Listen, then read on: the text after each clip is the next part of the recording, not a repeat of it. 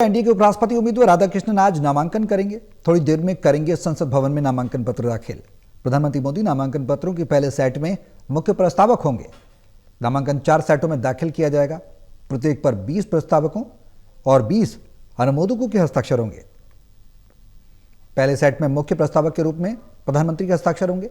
बाकी सेटों में केंद्रीय मंत्रियों और वरिष्ठ एनडीए नेताओं के हस्ताक्षर होंगे।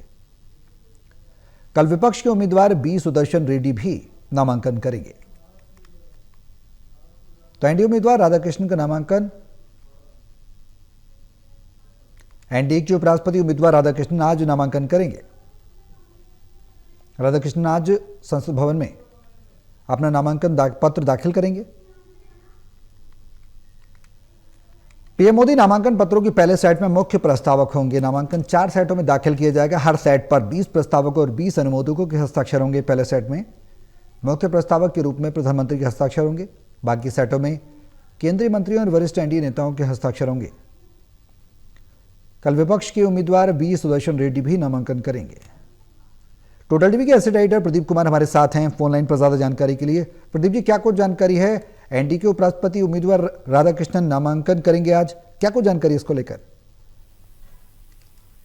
देखिए, बिल्कुल, और आज काफी महत्वपूर्ण दिन अगर इस लिहाज से देखें कि एनडीए उम्मीदवार जो उपराष्ट्रपति पद के लिए बनाए गए हैं सीपी राधाकृष्णन, उनका नामांकन रहा है। कुछ देर बाद ही वो अपना नामांकन पत्र दाखिल करेंगे। अलग अलग सेट में 4 सेट जो बनाए गए हैं, जिसमें पहला सेट प्रधानमंत्री नरेंद्र मोदी के हस्ताक्षर वाला, उसी के साथ जो अन्य प्रस्तावक हैं वो शामिल रहने वाले हैं।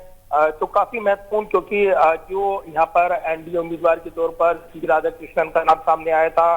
बीते कल एनडीए संसदीय दल की बैठक हुई थी और प्रधानमंत्री नरेंद्र मोदी ने कई महत्वपूर्ण बातें उनके नामांकन को लेकर, उनकी दावेदारी को लेकर, किस तरीके से जमीनी एक नेता रही हैं और वो अब एक बड़े संवैधानिक पद पर पहुंचने वाले हैं, इसके लिए समर्थन दे तमाम दल, ये अपील की गई थी प्रधानमंत्री की ओर से। और ऐसे में निगाहें लगी हैं कि जिस तरीके से एक बड़ा जनादेश मिले उनको सदन के अंदर उनके समर्थन में, जो जब वोटिंग होगी, क्योंकि मुकाबला तय होता नजर आ रहा है। विपक्ष की ओर से बी सुदर्शन रेड्डी चुनाव मैदान में कल पर्चा भरने वाले हैं, तो उससे पहले आज पर्चा भरने का दिन यहाँ पर एनडीए उम्मीदवार सीपी राधाकृष्णन का है। ऐसे में वो अपना पर्चा दाखिल करेंगे और इसी के साथ एनडीए उम्मीदवार सीपी राधाकृष्णन उपराष्ट्रपति पद पर अपनी दावेदारी पेश करेंगे। तो निश्चित तौर पर काफी महत्वपूर्ण, और इसलिए एनडीए के जो तमाम सांसद हैं वो एकजुट रहें और इसको लेकर जो रणनीति सत्ता पक्ष की ओर से बनाई जा रही है वो भी देखने को मिल रही है। और इसलिए भारी समर्थन से एनडीए उम्मीदवार सीपी राधाकृष्णन ये चुनावी मुकाबला जीतेंगे, ये दावे किए जा रहे हैं सत्ता पक्ष की ओर से।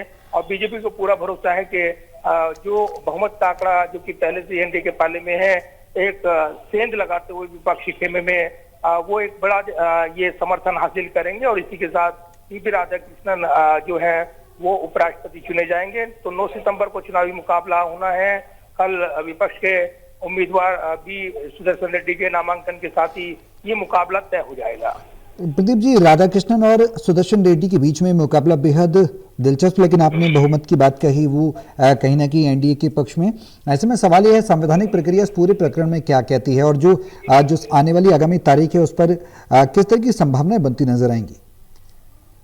देखिए, जिस तरीके से यहाँ पर जगदीप धनखड़ ने इस्तीफा दिया था और उसके बाद ये तय हो गया था कि इस पर चुनाव होगा और नए उपराष्ट्रपति के तौर पर कौन चेहरा होगा, इसको लेकर सस्पेंस बना हुआ था। लेकिन उसके बाद यहाँ पर एनडीए की ओर से सीपी राधाकृष्णन के नाम का अनाउंसमेंट किया गया, घोषणा की गई।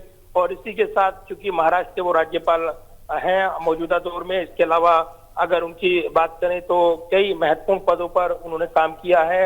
आरएसएस प्रचारक रही हैं, इस लिहाजा आरएसएस की पृष्ठभूमि उनके साथ जुड़ी हुई है, जिसको लेकर विरोधी जो हैं वो सवाल उठा रहे हैं। लेकिन आरएसएस का जिक्र प्रधानमंत्री ने लाल किले की प्राचीर से किया था और देश प्रेमी संगठन और जिस तरीके से उन्होंने देश के उसमें योगदान दिया है उसका जिक्र करते हुए उन्होंने कई अहम बातें कही थी। तो ये जरूर है कि अब राधाकृष्णन का जो जोरदार स्वागत हुआ एनडीए बैठक में, उसके बाद आज पर्चा भरने का दिन काफी खास है और इसीलिए यहाँ पर पूरी तैयारियां की जा रही हैं। इससे पहले वो संसद भवन पहुंचे राधाकृष्णन और उन्होंने आम्बेडकर की प्रतिमा पर पुष्पांजलि अर्पित की है और उसके बाद वो यहाँ पर संसद भवन के अंदर इस वक्त मौजूद हैं और कुछ देर बाद ये प्रक्रिया शुरू हो रही है। तो निश्चित तौर पर नामांकन की प्रक्रिया आगे बढ़ रही है और इसी के साथ एक जो उम्मीदवारी के तौर पर जो राधा कृष्णन की वो तस्वीर साफ होते ही अब अगले मुकाबले के नामांकन की तस्वीर कल साफ होगी और इसी के साथ एक बड़ा मुकाबला उपराष्ट्रपति चुनाव का देखने को मिलेगा। सौरभ, बिल्कुल प्रदीप जी, क्या नामांकन के लिए पहुंच चुके हैं, इसके बारे में कोई जानकारी है?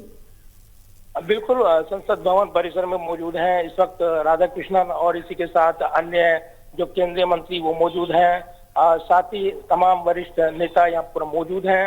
तो तैयारी चल रही है क्योंकि कल ही नामांकन भर लिए गए थे और इस बीच चूंकि संसद परिसर में भी प्रदर्शन हो रहा था विपक्ष का एसआईआर को लेकर, विरोध प्रदर्शन के बीच संसद के अंदर भी तो सदन की कार्रवाई रुकी हुई है और इस बीच 11 से 12 बजे तक का समय निर्धारित किया गया था जब राधा कृष्णन अपना पर्चा दाखिल करेंगे। तो अब से कुछ देर बाद ही पर्चा भरने की यानी नामांकन करने की प्रक्रिया वो पूरी कर ली जाएगी। ये औपचारिकताएं चल रही हैं।